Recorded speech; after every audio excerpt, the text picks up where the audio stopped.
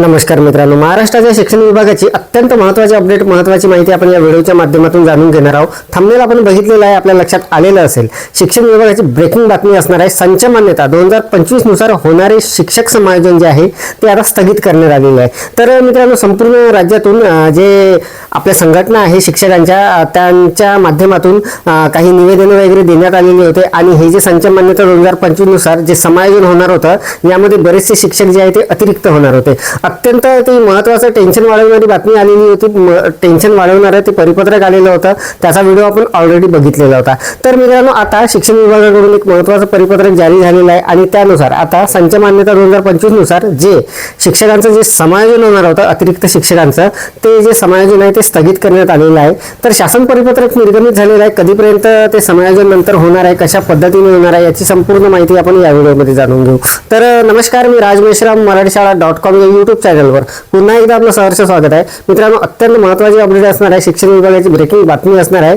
संच मान्यता 2025 नुसार होणारे जे शिक्षकाचं समायोजन आहे ते स्थगित करण्यात आलेलं आहे. शासनाचं परिपत्रक निर्गमित झालेलं आहे. संपूर्ण सविस्तर माहिती जाणून घेण्यासाठी व्हिडिओला स्किप न करता पूर्ण बघा. चॅनलवर जर नवीन असाल तर चॅनलला सबस्क्राईब करायला विसरू नका आणि व्हिडिओ जर आवडला तर व्हिडिओला लाईक व शेअर करा. चला तर मग सुरू करूया.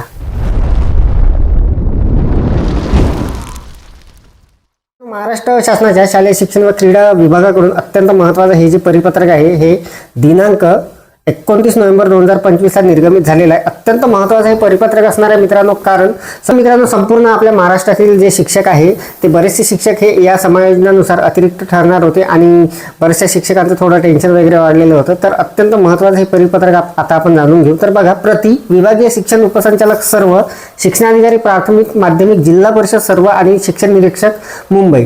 विषय बघा, अत्यंत महत्त्वाचा विषय आहे. सन 2024-25च्या संच मान्यतेनुसार अतिरिक्त शिक्षक समायोजनाबाबत अत्यंत महत्त्वाचा विषय धरून हे पत्र निर्गमित झालेलं आहे आणि याचा जो संदर्भ दिलेला आहे तो मागील पत्राचा दिलेला आहे.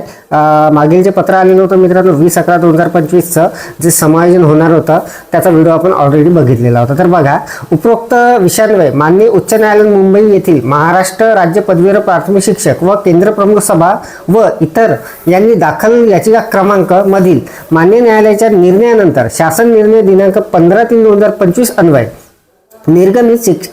निर्गमित संच मान्यतेनुसार अतिरिक्त शिक्षक शिक्षकेतर कर्मचाऱ्यांच्या समायोजनाबाबत अनुसरायची सुधारित कार्यपद्धतीचा अवलंब करून समायोजनेचा प्रक्रिया राबवून उर्वरित रिक्त पदांचा तपशील, अतिरिक्त कर्मचारी यादी, रिक्त पदांचा प्रवर्ग, विषय, अनुदानाचा व्यवस्थापनाचा प्रकारासह संचालनालयास सादर करण्यासाठी संचालनालयाचे पत्र दिनांक 20/11/2025 अन्वये क्षेत्रीय अधिकाऱ्यांना कळवण्यात आलेले होते.